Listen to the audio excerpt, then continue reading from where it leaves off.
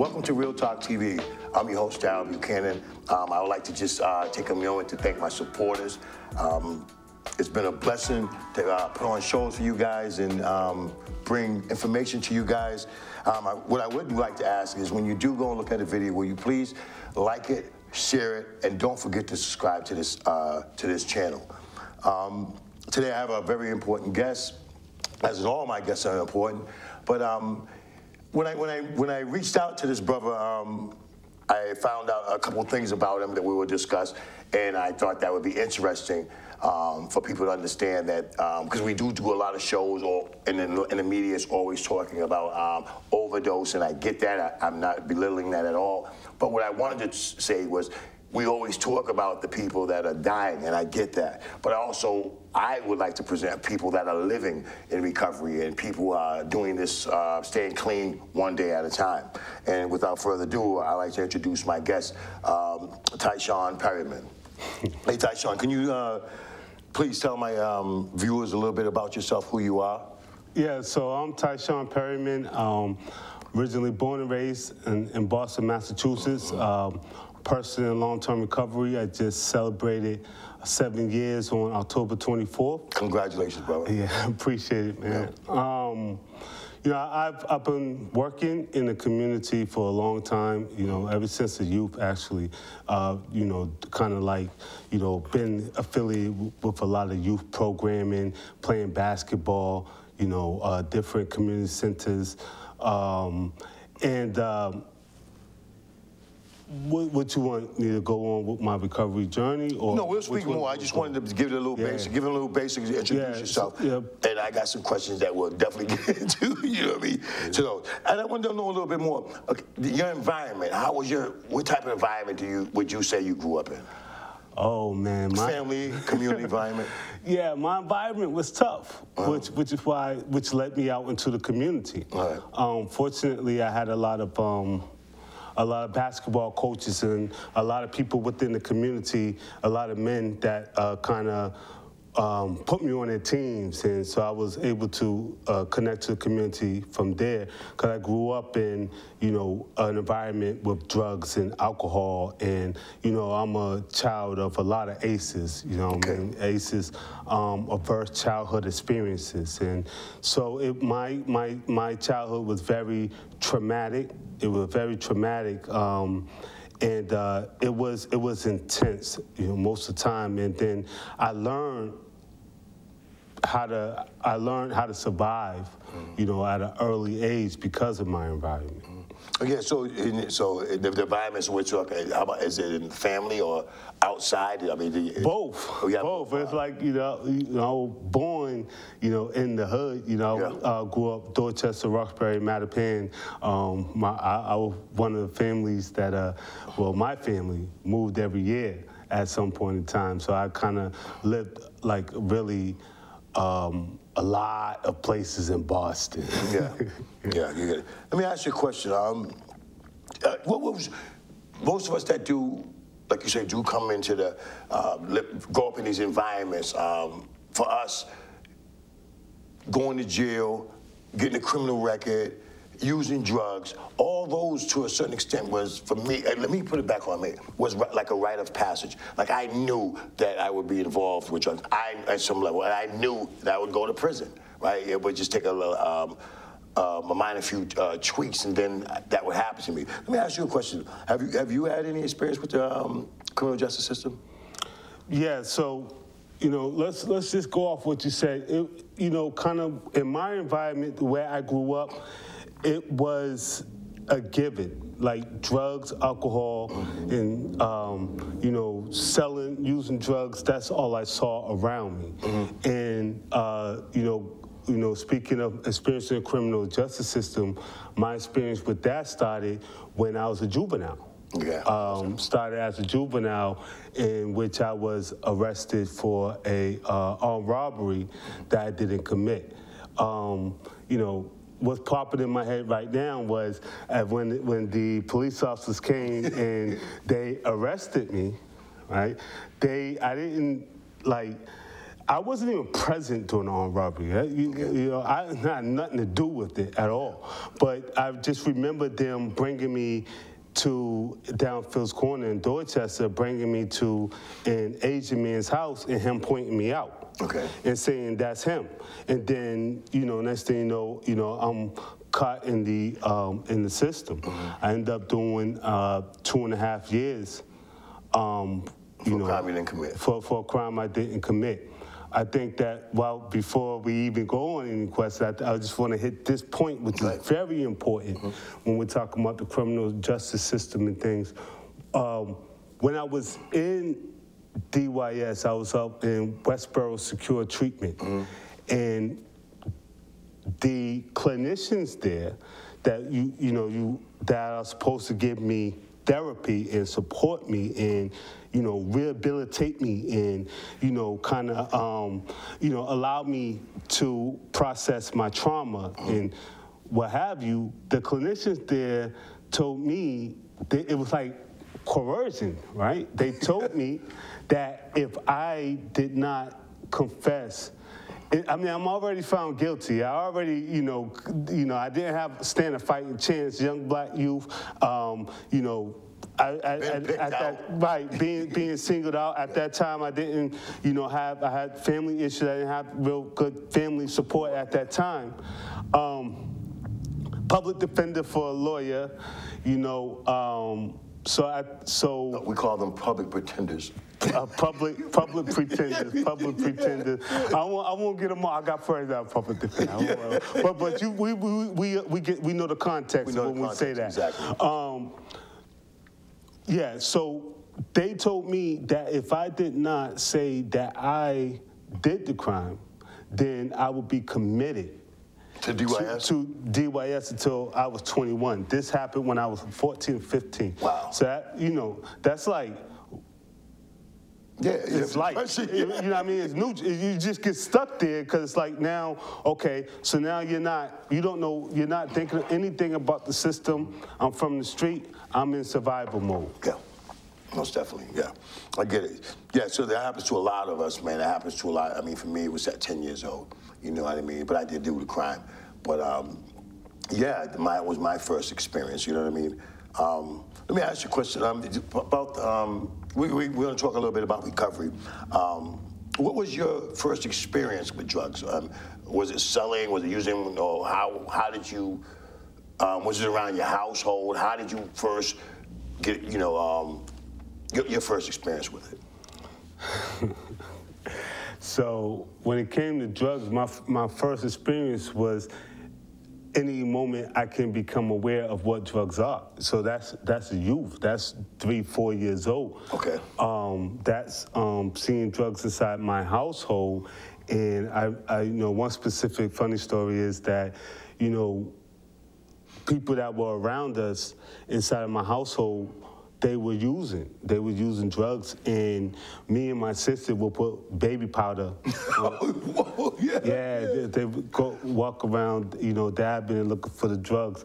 And so, like anything when it comes to drugs, alcohol, at an early age, that's being at family gatherings and family friends and things like that.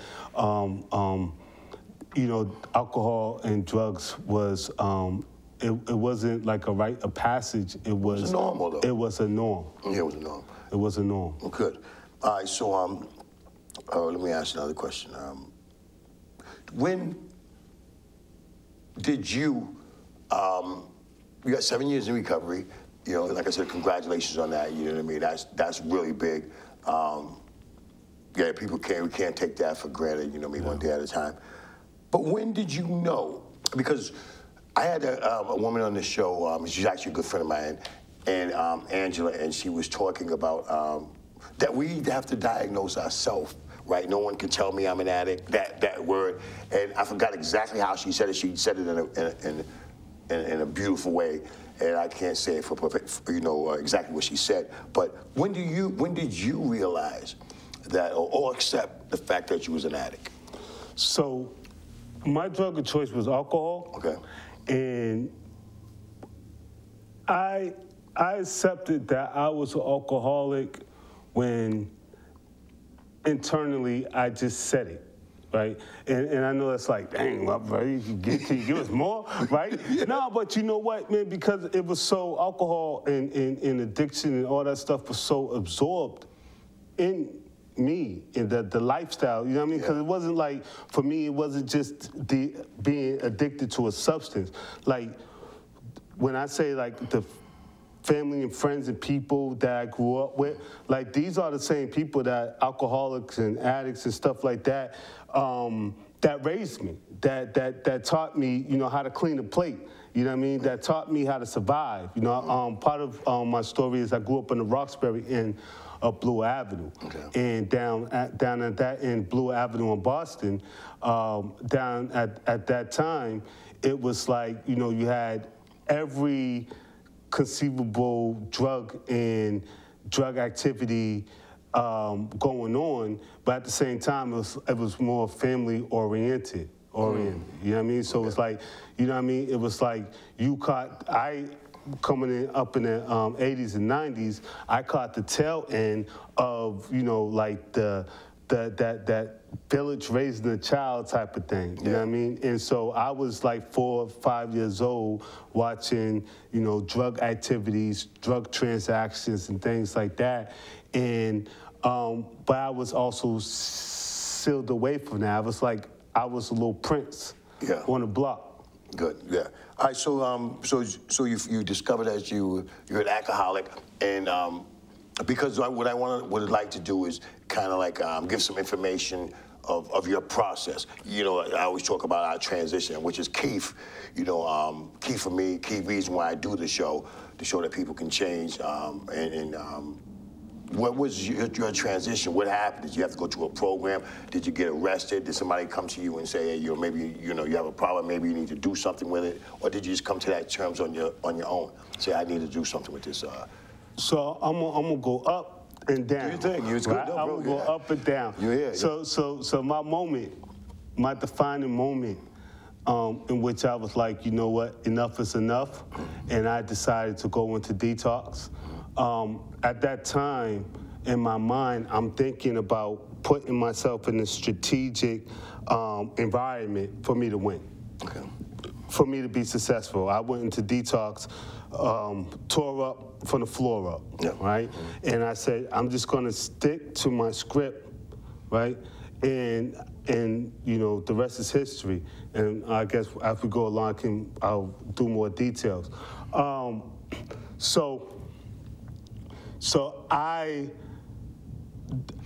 did start my recovery process by faith, right? It was like, you know, before I had that saying, call it what you want to call it, I'm a bleeping alcoholic, right? And I was just, you know what I mean, lived that, because my thinking in that process of saying that wasn't necessarily I was an alcoholic, but it was that I was nobody.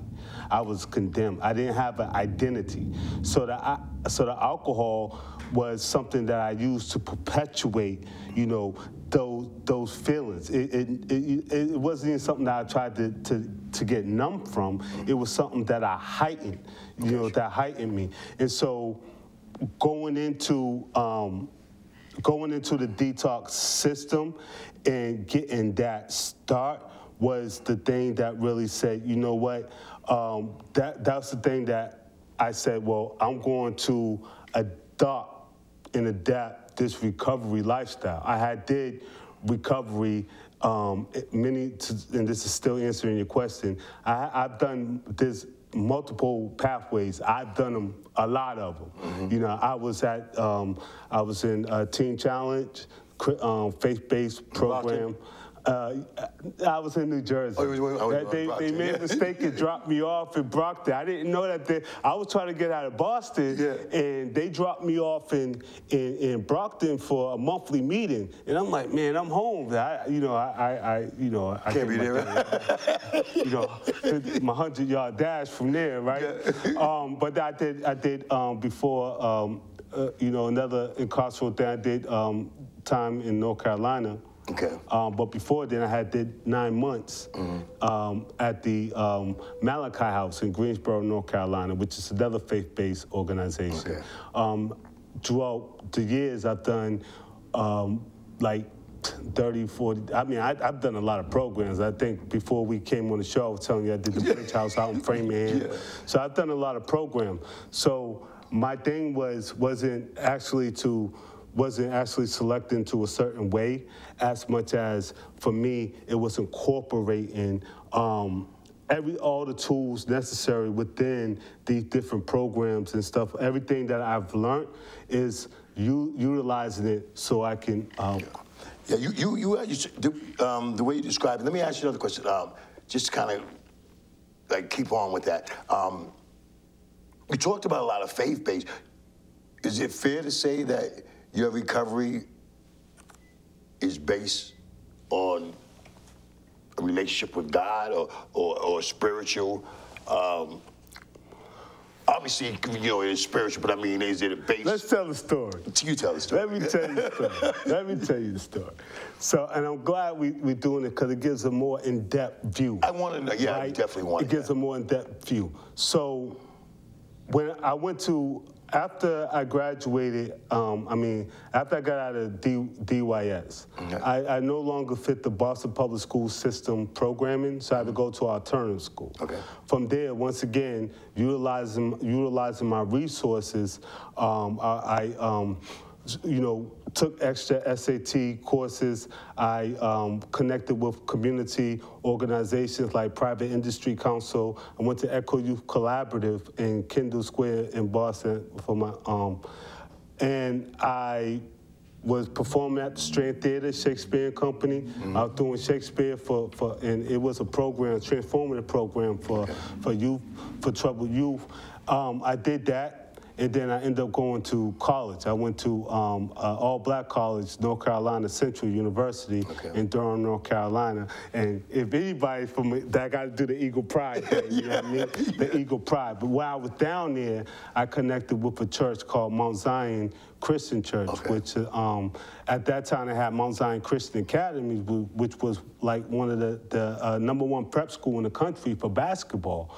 The year before I came there, Tracy McGrady had just graduated from there, right? He just went to the NBA. I mean, I don't know if he graduated or not, but he went straight to the NBA from there. Yeah.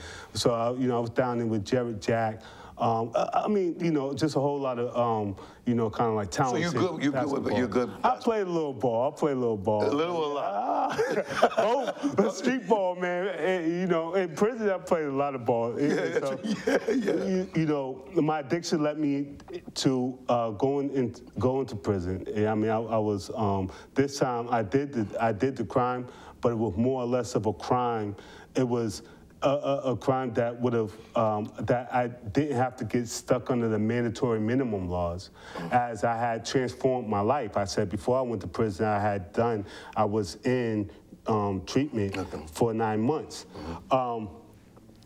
Was it changed so if you was in treatment for 9 months, so the change wasn't solidified? It was was it different reasons why? Because like what I'm saying is, I know I went to programs for the courts. I went to the programs because the probation said, parole said.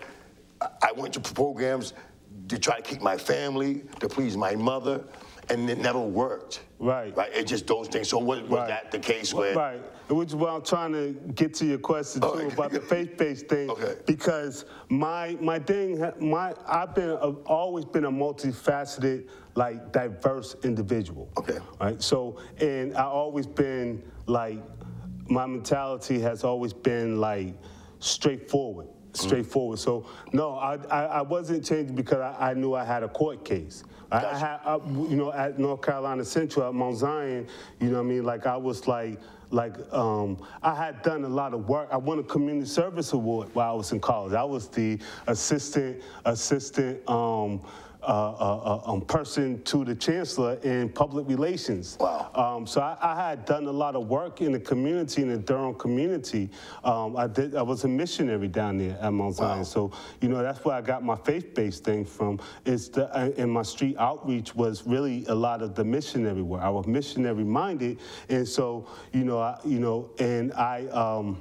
so that's what I did. So I was just trying to get my bearings right, going to the programs before I went to prison. I didn't, you know, my pastor came to me and said, Tyshaun, you know what's crazy is that they would want to actually lock a person up like you for under a mandatory minimum, right? Because the nature of the crime, right, was a nonviolent offense that could have been, I could have been committed or sentenced to do a rehabilitation program for 12 months. Okay. It wasn't, it was, you know, it was just something that, it was something that I did with drugs, involving selling drugs, right? Yeah. Because I was drunk. Nothing more, nothing less, no other reason, is because I was purely intoxicated. Yeah. So. Yeah, I think, you know, a lot of misconceptions. I remember when I first started coming around, and I would go, you know, alcoholics wouldn't identify alcohol as drugs, you know, and you know, that's in the AA, you know, I don't want to really say, and the other meeting anyway. So for me, and when we talk about IC, I mean, put it this way, one of my sponsors said to me, he said, Darryl, if drugs were your problem, then you're probably not an addict. And I didn't understand what he was saying. I didn't get it, you know what I mean, until later. Because after the drugs, you put down the drugs, I'm in the recovery program, shopping, right, dressing up the garbage can. My life was in management for shopping, and put down that, then I'd get into the gym and lift every damn weight. It didn't matter. So I kind of understood at that point that it didn't matter whether it was drugs, and I had an obsession and compulsion. When if I liked something, I would take it to the extreme. What do you think about that? Listen, listen. There's so many different directions that you can go in there with that, but I'm gonna say it like this right here. I'm gonna say, alcohol, drugs, addiction is addiction, first of all. Okay. Right? Regardless of whether it's a substance use addiction, regardless if it's a sex addiction, whether it's a gambling addiction, addiction is addiction, right? But when it comes specifically to substance use, it's the, let's just use the iceberg analogy, right? The substances, people become addicted to substances for many reasons, right? I think we talk about the three-headed dragon, right? Addiction affects the physical, mental, spiritual, you know, the entire being, right? But most people become addicted. That's just the surface. When you see them on their addiction, you see, like, you know, you see that's the surface of the using and things like that. But most people become addicted to substances because of some underlying, they have, matter of fact, all people have some type of underlying issue, the stuff that's underneath the iceberg, the trauma, the feeling of unworthiness, the guilt, the shame. For me, a lot of it was, you know, the drive for my alcohol addiction was my identity crisis. I didn't know who I was as an individual. I was a person with so many talents and so much potential, and when I was doing the missionary work, I always believed that God can do anything, right? But I just didn't believe that God would do anything for me. Yeah. Through me, he could do anything. Yeah. Through me, trust me, because that's God's work. Yeah. You know what I mean? I never knew what Ty's work was. You know, or Ty, I never, you know, my father wasn't present in my household. You know, I love my father, right? And, you know, he's present now. He wasn't present then. Yeah. So when my relationship as a youth, it's very well now, but as a youth, it was very traumatic with my mom. So I didn't know how to reach out to God when you're talking about God the Father. So all my activity when I was doing the street outreach and missionary and God and faith and things like that, all my activity was still looking for some type of self-approval.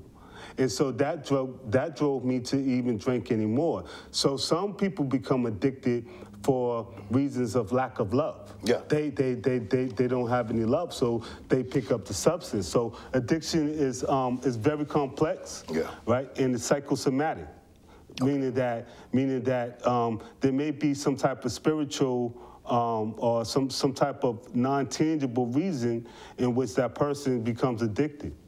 Thank you. Thank you for answering. That's a whole lot. Yeah, no, it's beautiful. No, bro, you know what I mean? That's what I'm trying to do, man. Yeah. I mean, okay, let's go down another road. When I did a little bit looking into you, you know what I mean? I noticed that you were at, working or helping the people down at MassCast at one point. First of all, I want to commend you for that. You know what I mean? That's a beautiful thing. You know, anytime a brother comes back or any person comes back and be of service to the community and service to those that, you know, they're like them. You know what I mean? That's a big deal. Before that question, have your disease ever brought you to a place where you were homeless? Man, the whole 9 yards. Okay, you know, yeah. I was homeless. Okay. You know, how to say, black busted, couldn't be trusted. Yeah, homeless, domeless, and roamless. Homeless, domeless, and roamless, yeah, man. Yeah, that's what they say. The whole 9 yards. Anything, and that's another thing. Anything that has to deal with addiction, I probably experienced it. I probably experienced it. Okay. Maybe not to the fullness, and I'm glad I did it. But there's you know, I've all that. Do you have? Let me ask you another question. Have you ever been homeless in MassCast? And the reason why I asked that is because when I knew you were going back, in the article it says something about your love for knowing those people. So that's why you know what I mean. So, and I'm curious about. So my love for the people on Mass and Cast, it's just my love for humanity. It's my love for people, period. It's like it doesn't matter if it was Mass and Cast or if it was Beverly Hills, right? Right? When love, you know, unconditional, you know what I mean? And I don't discriminate when it comes to, you know, doing my part to be able to help and support somebody, you know what I mean? Yes. Especially if you know, the situation warranted. Good. Let me ask you another question. What do you think about MassCast? What do you think, as a community, I mean, you talked about this a little bit before, but what do you think, as a community, we could do or do more of to help that situation? Because that's a crazy situation, and all the time that is always brought in the media, it's just brought like, let's get these guys out of here. And I understand that, but where's the viable alternatives for that situation? What do you think about that? So I think. Or what did you see when you were down there? The hopelessness, what did it look like to you when you were going to try to help? Yeah. So it's going to be difficult for me as a question without preaching, right? Yo, this is right. So love, man. The first key thing to it all is love. Is instead of looking at individuals that, you know, I mean, it's obviously that we as human beings, we go off of what we see, right? So if we see someone down, we see them down, right? We see someone acting crazy, we see them acting crazy, right? Yeah. But then after that, you have to begin to, you know, looking at individuals from a state of love, right? It's just unconditional, like non-judgmental, just not even judging them at all, or just seeing that and taking that state and understanding it is what it is. But there's a human being in that state. Is. Right, so if you start with the person's humanity first, if your viewpoint is that is a human being who is in a messed up state or in a messed up state, then that's the first frame. That's where it starts right there, okay. Right? And then, you know, if we're talking about what type of program needs to be put in place and implemented down there, what type of supports and things like that. To be honest with you, all the supports are down there. You have Boston Medical Center. You have Boston Public Health Commission. You have Boston Healthcare for the Homeless. You have 112 Shelter. You have Woods Mullen. They just put all the new low threshold housing down there, which is sort of roundhouse. Low threshold housing is kind of like you know, they're placing people inside of hotels and different places like that, and it's not like, you know, apartment, but it's just, you know, kind of housing safety. You know, the best way I can put it out. Yeah. So what is the problem? So if everything is down there, I mean, because you know better. I mean, because I haven't been down there like that, but so you know. So if that's the case, then you know. So people are just not accepting. I mean, at the levels that they're not accepting it, because it seems like it's very minimum, very minimum of people that are getting out. I mean, it just seems like it continues to get worse. And if all the alternatives are there, then why? You know, is it just? No, it's a complex problem, man. Yeah. It's a complex problem because number one is that you can't go against people's free will. So if people are willing to be down there, they don't want to go to treatment. And another thing is the free will, but they're willing to do it because there's a culture down there. And that's another thing. It's tough to fight against culture, right? Try to fight against the music culture or this person, right? Yeah. It's tough. Right. And once people get accustomed to a certain way, a certain lifestyle, right? And that's their culture, then it becomes bigger than just that person on Mass Ave, right? It becomes that this is a lifestyle that this person has adopted, that this person has family and friends and things like that. They have their own codes, they have their own language, ways of talking to people when using. They have different ways of watching each other's back. So it's a culture. And then you know, on top of that, it's that a lot of people from Mass Ave, right, are from out of state, or from out of Boston. Yeah. So now you have a revolving culture. You know how gold people, you know, it's like if you know, back in the day, they was like, there's gold in Colorado.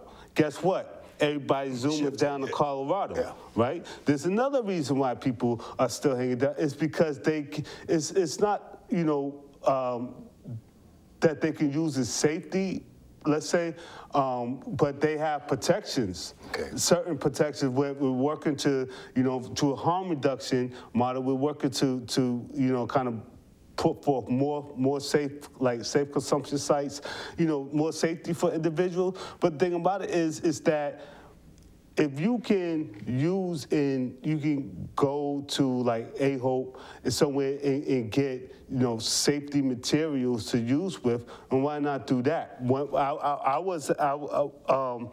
know, why not stay in that area, right? As opposed to going to Newton, you can't get anything, right? So I was part of my work as a recovery coach. That's what that's what you were when you was down there? Yeah. Okay. Part of my work as a recovery coach was to meet people where they're at and work on to connecting them with services. So it's called wraparound services. So if they say, well, you know what, I want to come up off of, I need a Suboxone script. So I connect you to the Bridge Clinic. If you want to go to detox, I'll connect you to a detox. If you was looking for housing, I will walk with you and support you and help you get case management and things like that so you can get housing.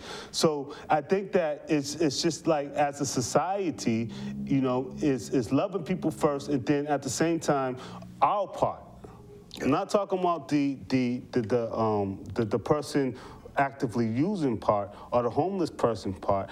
Our part is to be able to provide all the services necessary that they need for whenever they're ready. For whenever they're ready. Gotcha. Now, with that being said, it's still complex, and I don't want to dig too much into it. But you know what I mean? We have a fragmented system of recovery.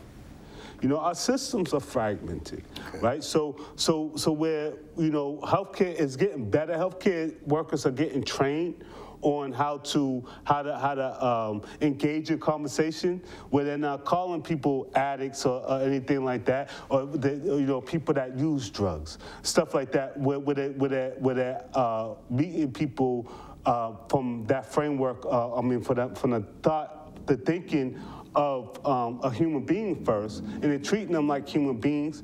But it's, you know, not everybody's like that. It's happening. People, you know, people are getting, you know, treated humane. And one of the things of the work of a recovery coach that I would do was I would be that person bridging that gap. Gotcha. Right. So in a couple of ways. So if there was a doctor, what you call them, ones that prescribe the physicians. Yeah, we'll go with that. Right? Yeah, we get the point. We get the point, right? There'll be people that you know that prescribe, right, prescriptions, right, and it's like I would be that liaison. I would be the person to be able to advocate for that, for the individual trying to get a working prescription, because people need certain prescriptions to get into detox, you know, and sometimes the doctor may come, you know, might not be, or the healthcare professional, let's say like that, they might not be necessarily in tune in what that person is saying. That person may be exuding erratic behavior, you know, but on the outside, that person really traumatized and hurt. They've been out in the street on Mass Ave for about, you know, 2 weeks on, you know, for 3 or 4 days. Yeah, 3 or 4 days, rain falling on their head, all types of stuff, right? No shoes and stuff like that. So they really broke it down and hurt. So, you know, and they have to, you know, the healthcare professional is asking them a whole lot of complex questions, and at that moment, they might be ready to get help. They, you know what I mean? They're ready to get help. Well, the recovery coach kind of becomes that liaison, right? They fill that gap. They liaison, like you said, right? They fill that gap. And even when it comes to, I know you're much interested. I'm gonna let you. Let me say it, but I just want to say, keep talking. Yeah, no, you can't. But I just wanted, what I wanted to do is, no, because I want that. That's good for me, right? Because that's information I didn't have. Because when I saw it, that down there, mine was like, what are we doing enough, or are the services there? And the fact that you said, yeah, because you were down there, you're firsthand. So that was good for me to hear, that it wasn't that the service wasn't there, that the city wasn't doing what they could, or the community didn't do what it was just that it's common, the people were, that culture is kind of tough. What you just said, it is tough. It is tough to break that. It's much more tough. Right, but make no doubt about it. I don't want to shift any, you know what I mean, like in my viewpoint, you know, yes, the people have a responsibility. They feel a certain way. Their culture. They did it, but at the same time, we do need we can use, you know, more quality of care of, especially healthcare professionals. Man. Like me, I come from a missionary perspective, so I come from a perspective of love with dealing with people through a lens of love. Right. So my thing is, you know, I'm trying to support that person the best way I can, and I might even go the extra mile. Gotcha. You know, going the extra mile, spending extra time with them, you know, taking them out, sitting down with them, drinking coffee with them, reversal, overdose reversal, right? But I'm just saying, right? And so I come with a you know, like a different perspective. A different perspective. A lot of people don't have that perspective. Right. And do you think, can I ask you a question before you go? Do you think that people don't have that perspective because most people think that it was their choice and do not see it as a disease? Because the thing is, if you had cancer, you would be a human first. It wouldn't be the cancer first. You would still keep your humanity. But because people are not accepting, or their perspective is that it's a choice. You know, you made that. This is what you created. This is your life. You've done this, right? Can you speak on that a little bit? Is the disease, or is substance use disorder, is that a disease? All right, let's talk about that for a second. Let's talk about that for a second. We had the conversation, yeah, right? We did. And we, you know, But these are the reason why I asked you that. I know. The reason, let me explain myself. I'm the host now. You can host. We both host. We host. But no, because I just want to make sure I get the points that I wanted to. Right. The reasons. The reason why I asked that is because a part of this show also is trying to, or at least my objectives in having this show is to educate people and hopefully erase the stigma, which is also becomes a barrier and a burden to people that want to come into recovery. So I'm saying that if the public can understand, because they're hearing these false narratives, they're getting fed these false narratives that, man, that's his way, or that's their choice, or they believe that. And we're saying, from our experience, I chose once, and after that, the disease chose everything. So I explained to you that I was at a point where I used against my will, and I didn't even know what that meant until it happened to me, but I've heard it in the halls, and I was like, what do you mean, right? So I didn't subscribe to it being a disease for a long time. I just thought I was making these choices, right?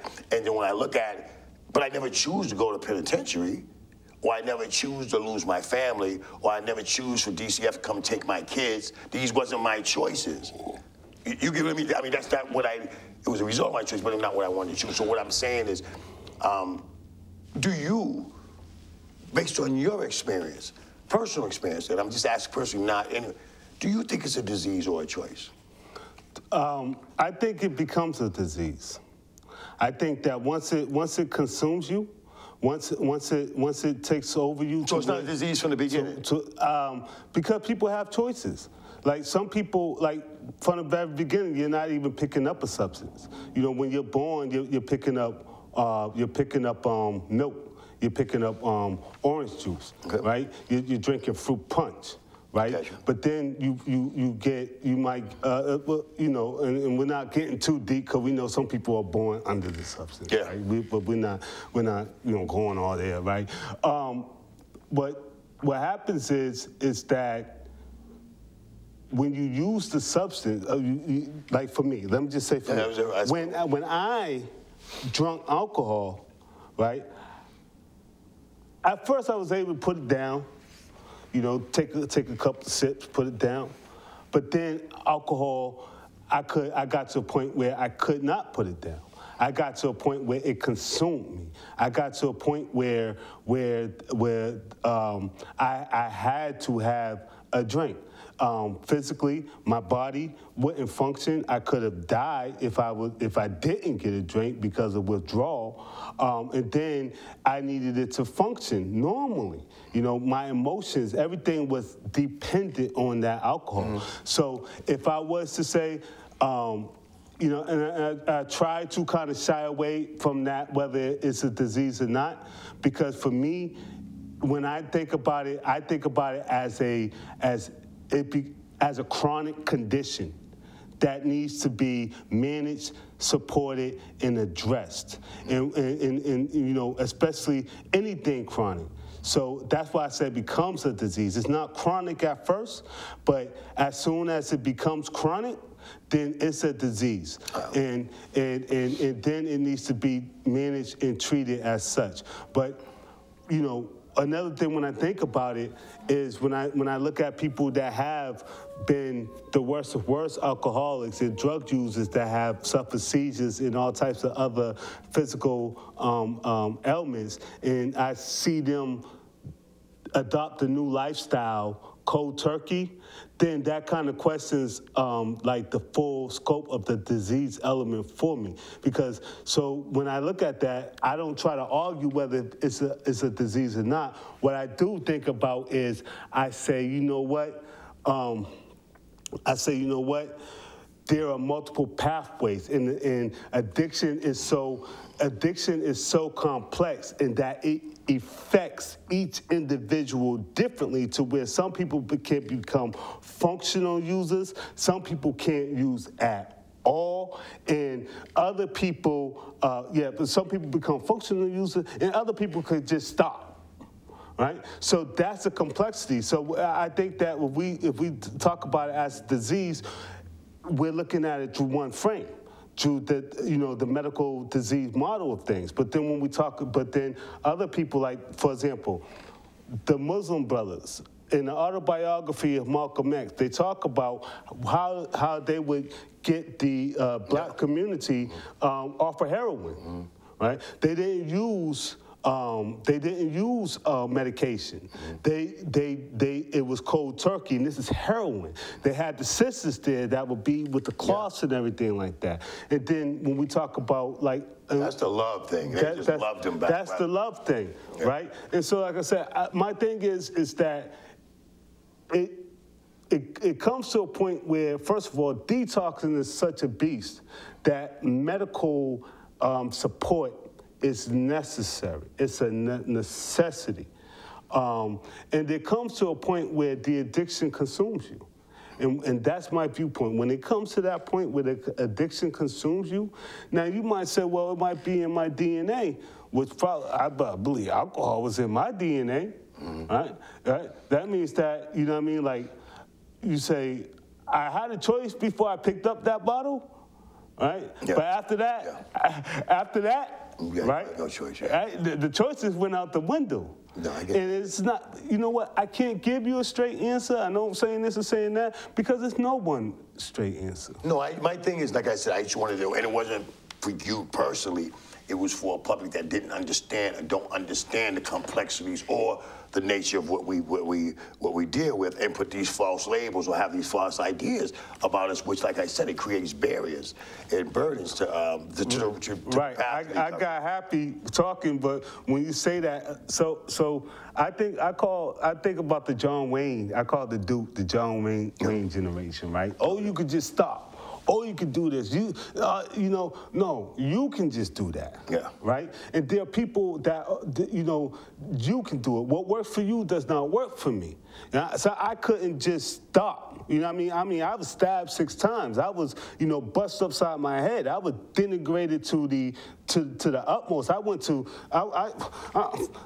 would never have went to prison if I wasn't drinking, right? Exactly. So these things carried me. So, you know what I mean? And I'm going to tell you another thing that I really, really think about, right, is that a person that tells you that they can just stop, I mean, just say someone just stopped.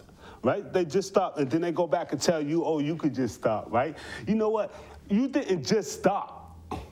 You know what I mean? Like, you just woke up that day. You probably tried previously before, and one day it just hit. And that's another thing with human beings. Sometimes stuff just hit, and people just put down the cigarettes, don't put down the coffee. But then there are some things, man, that some weaknesses that we have, man, within our body, man, that just drives us. Yeah, I have a family member that always throughout my addiction and using would say that I didn't have the willpower, and look at me like it was just really, a lack of willpower. And later on in recovery, I heard a statement that I used on him, and it was, if you think it's about willpower, then you try holding diarrhea. Right? I heard that, right? And because I never had answers for him, because I didn't know if it was willpower or not. I didn't know, because like I said, I was probably still subscribing to that. I was making these choices, because it seemed like I was making these choices. I just never knew that it was a disease. I never understood it, right? Until I just couldn't stop, even when I really, really wanted to, even when it was necessary. Medically for me to stop, I wouldn't stop. You know what I mean? So then I started looking at it different. And I was on my deathbed when it really came to the place where laying on my deathbed, dying, right? Told that I wasn't going to make it through the weekend. And when I understood, you know what I mean? When I understood that, looked at it. And I think that was the shift, and I'm just saying for me. You know what I mean? And again, the reason why I asked you, it wasn't, more for you or for me. It was more informal. Yeah, to educate the public, because what happens if a lot of us are coming around and people have experienced it and say it is that, and I guess the bottom line in what you're saying is you don't give a damn if it's a disease or a choice, whereas you just want to help. I get that part. Where you know, and that's one thing that we're talking about now, right? Is person-centered.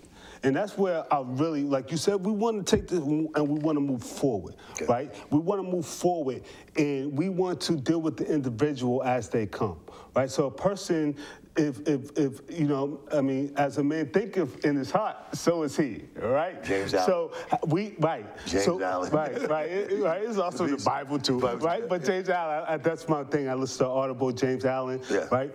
But, you know, what we want to do is assess what the person thinks. The person thinks it's a disease. Listen, you know what? It's a disease. Let's see how we can support you, right? If they think that they say, you know what? It's not a disease. I want to do it by faith, right? Guess what? Right? Let's see how I can support you by faith. You know what I mean? Whatever, because it's person-centered. It's their recovery. It's their need. How I did it through everything. I chewed the meat, spit out the bones. I took the NAAA. You know, through our inability to accept personal responsibility, we've actually created our own problem. Exactly. Right? I took the faith thing. That's what. So my thing was by faith is and a lot of times I still don't have a clue. People, oh, well, what you want to do? What's your 10-year plan? Listen, man, I had so many scruples knocked out of my head. It's like kind of like reconditioning myself to come up with these 10-year plans. Sometimes my mind don't even click on them. You know what I mean? But one thing I do know, and that's another reason why I started my recovery, was strategically to put myself in a position to win, right? But until I figured out what I wanted to do, I looked in the Bible and it said produce. Be productive, one foot in front of the other. You know, the whiz, ease on down the road. You know what I mean? And so that's what my process has been. My process has not been a recovery process of a whole lot of thinking, as much as it's been around producing, being productive. When I started my recovery, they said, you know, it was like I was at the Boston Rescue Mission. I started working at the Boston Rescue Mission. I went to Boston Urban College for school. I did an internship at the Boston Public Health Commission. I applied for everywhere there was housing possible. So my whole recovery process has been a recovery process of doing everything it takes to recover without no discrimination. So I didn't pass go. I didn't collect $200. I just go for everything. And so that's my. If I was going to get some advice, that would be do whatever. And it works for you. So 7 years, you know, it's worth for you. All right, cool. Let me ask you the question. So what does life look like for you today? I mean, do you want to speak about your work a little bit? What do you do? How are you helping people today? And how you hope to help people? And what ways you open to help people? Yeah, so life's a little different. I can say that I work for the Department of Public Health, Bureau of Substance Addiction Services. But that's all I can say. Okay. I can, you know, none of my viewpoints or anything that I express represent BSAS. Okay, got you. You know, this is my view, my testimony, my recovery. Nothing represents them. But so a lot of it is my work is really working now towards community organizations, community engagement, and engaging communities and supporting them like I'm a community recovery coach. right? Now I'm for the organization and the people, you know, getting their voice, looking to really amplify the voice of the community and look towards building networks and resources and things like that. Bridging gaps. How, you know, and so like I gave the analogy of the person of a recovery coach and how they bridge that gap in conversation between the therapist or the court or anything like that, the judge. I do the same thing. You know what I mean, in the government and things like that, just kind of bridge that gap. Yeah. So what does a day look for you, bro?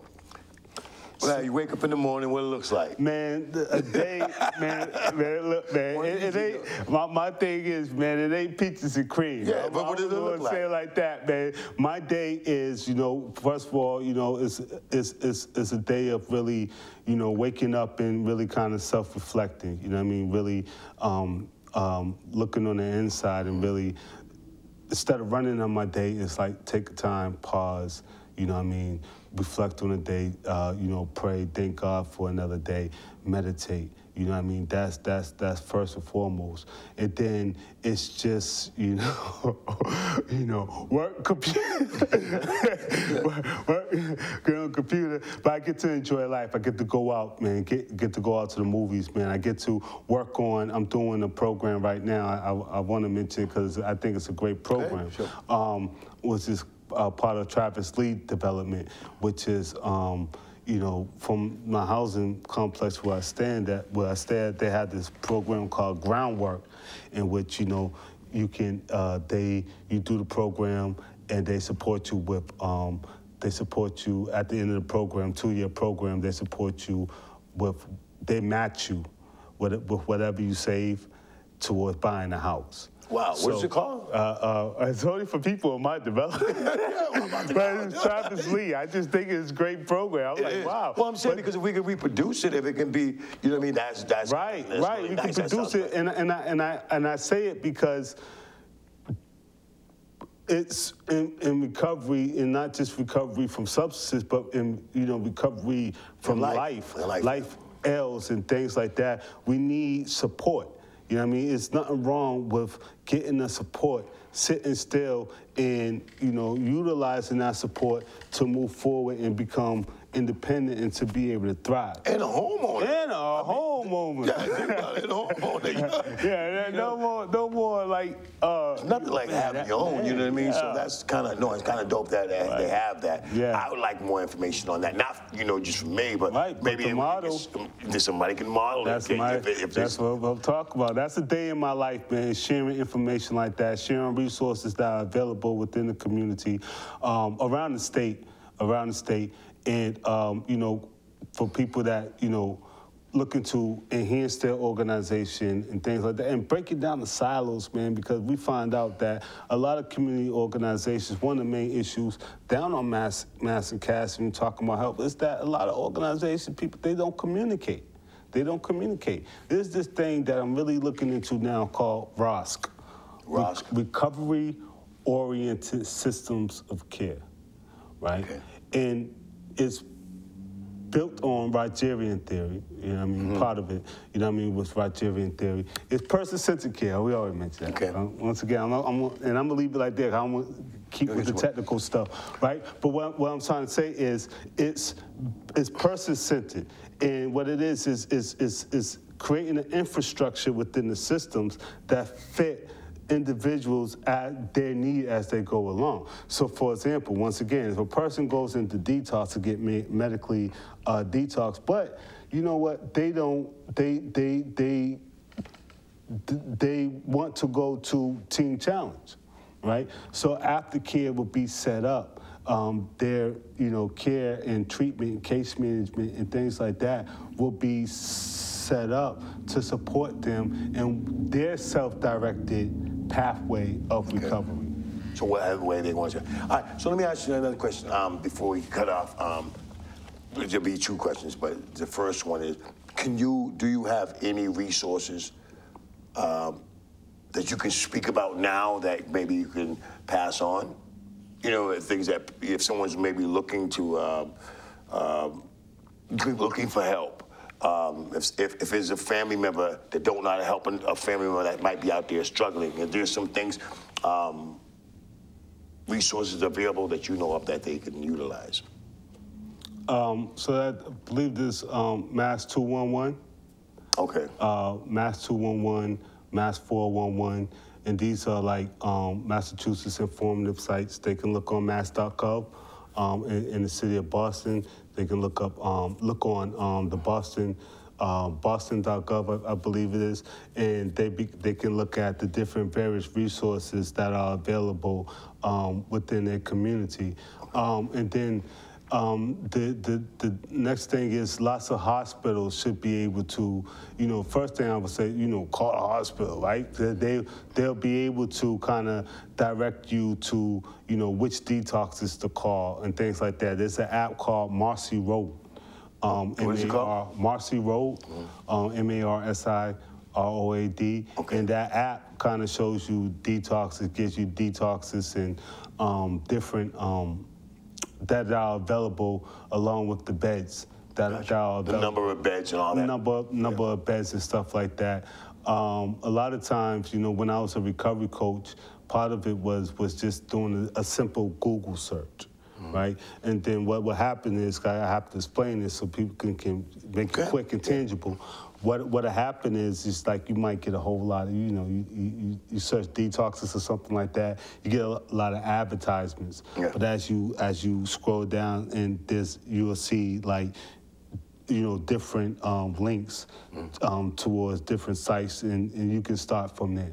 So basically, I'm just giving like a practical way to get started. Get started. Yeah. Cool. Another question: do you have any last words? If you basically you can say anything, but if you somebody's watching, struggling, do you have any motivating, inspirational words or something that you might want to say to them? And if you do, there's a camera right there for you. Yeah. I mean, if I had any words for someone who was struggling in addiction and needed help and want help, desire to get help, I would say, first of all, never give up. Never give up, and keep asking questions, keep asking for support until you get the help that you need. I had to do that. I had to, there were detox beds wasn't available for me. I had to keep calling. People wouldn't support me to get into a treatment facility. I had to keep going back. I just never gave up, never stopped. Because you have a lapse or because you fall, that doesn't mean that the journey stops right there, right? That you just get up, brush your shoulders off, and keep going. And if you close your eyes, walk one foot in front of the other, and just keep walking, eventually you're gonna get to where you wanna go. Got you. I appreciate it, man. I appreciate your time, man. And hopefully, like this be something we can keep up on, man. Yeah, I really appreciate you coming, showing up, and yeah. I appreciate it. Yeah. It's a pleasure, bro. It is. Pleasure. Thank you, man. You know what I mean? No, I appreciate your time, man. I appreciate that. We keep up. Yeah. I apologize, man. I know I won't be the host. Yeah, well, I get excited. I get excited, man. You know that fire burns inside of you, man. But, and it is exciting to talk about, to be on this side, and talking about how to help people, talking about the experiences that we had. It's a beautiful thing. Maybe we can come back sometime. We could talk about trauma. I am going to do a show on men and trauma. If you want to be involved in it, let me know. All right. And then for you guys, thank you for watching. I want to give a shout out to Leaving the Street Ministries out in Haverhill, Mass. Jesus and Wanda and their children out there doing big things in their community. I was out there a few weeks ago. A beautiful sight to see. If you get a chance, go on Google Leaving the Streets Ministry. Check them out on Facebook. And I also like to give a shout out to Yard Time Entertainment, a friend of mine's that has this organization that's helping youth out in the Boston area. He's doing big things. I want to send out a big salute to them. And as always, I like to say I love you to Tyshaun, Darryl, and Zayla. And don't forget to subscribe to this channel. Peace.